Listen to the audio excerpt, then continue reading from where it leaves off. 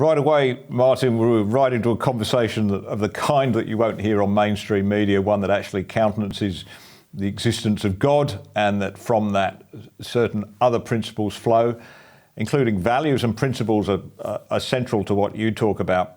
Now, at the Menzies Research Centre, we recently published a book, which you know, God and Menzies, which traces the origins of liberal beliefs, liberal political beliefs as espoused by Robert Menzies in Christianity. And there's a very clear link there. Things like love thy neighbour as thyself, for instance. You know, everyone is equal before God. These translate into very strong liberal principles.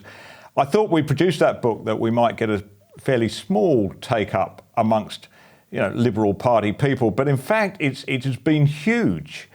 And I put that down to the fact that while people may not actually feel particularly the absence of a Christian faith or the absence of God in their lives, they do feel very strongly, particularly in politics nowadays, the absence of values. And that's what you present. That's what you're able to present. Is that your experience? Yeah, I think that there is values is one way to put it. Another way to put it is to say an absence of something solid. Some foundation, something that you can build your house on and say, you know what, this is true, this is right, this is the foundation, here are the moorings for life and for the way we think and for the way we do politics and the way we do philosophy and the way we live. People are looking for that solid foundation. I think the Queen was somebody who definitely had that solid foundation, and she made that very, very clear, surprisingly clear for a monarch in many of her public addresses. And I think something of that showed up in her life, and that's part of the reason she has such extraordinary respect, despite being a figure of power. And most figures of power don't have that respect in our day. I think her faith made a difference. And I think a lot of people are sort of wondering what we've lost in the days of chaos and uncertainty. And one place where I find this most pronounced is among younger people. We do a lot of work with younger people, programs with younger people, and they've sort of grown up on this diet of postmodernism, which says there's no author to all things, there's no way in which the universe coheres together in a sensible fashion. It's just all about you and following your dreams, and there's no up and there's no down, and there's no left and there's no right, and there's no right and there's no wrong, and it's just you do you be you live for yourself, and they're sitting there going, hang on, this is distressing. I don't have a solid foundation. I don't know what is up and down. Someone tell me. And there is a hunger emerging in younger people, and I think also to a slightly lesser extent, but to a real extent in older people, to say, what are the solid foundations that we can actually stake our lives on? Where is the guidance for how to live in a time of confusion? I definitely am seeing that, and I'm seeing it everywhere.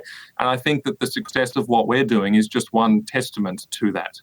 You're offering actually a little bit of hope for the rest of us here. I mean, we look at the education system, we look at the decline in solid teaching of civics, of principles, of our history indeed, and the arrival of all sorts of poorly based subjects like the teaching of climate change and so forth, and we go, that's it, there's no hope, right? But what you're telling me, if I read you right, is that children that have gone through that experience and perhaps in their young adult lives actually feel that loss and are actively seeking out some more solid foundation. Is that right? Yeah, not all of them, Nick, but a surprising number of them have actually gone through that and have found it wanting. And we are seeing the fruits of that. I mean, we are seeing hundreds of young people every year applying for our programs.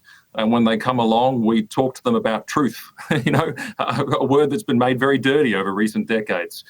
We talk to them about what is right and what is wrong. And we talk to them about, solid principles for living one's life. And it's like, they get so high off of it. They're so excited to find something solid. They're so excited to find a system of belief, a narrative, a foundation. And so I'm here to say, there is a really solid number of young people who have come through a wokeified education system, an education system that has deliberately evacuated itself of so much of what is true and right, and has followed after, the postmodern way of thinking. And they've gone through that and they've come out the other side, and there's a deep sense, whether some of them can articulate it or not, that they're missing something. There's a deep sense that they're almost psychologically unsure, uncertain, and anxious, and looking for something good and something right. And yeah, that is definitely a phenomenon.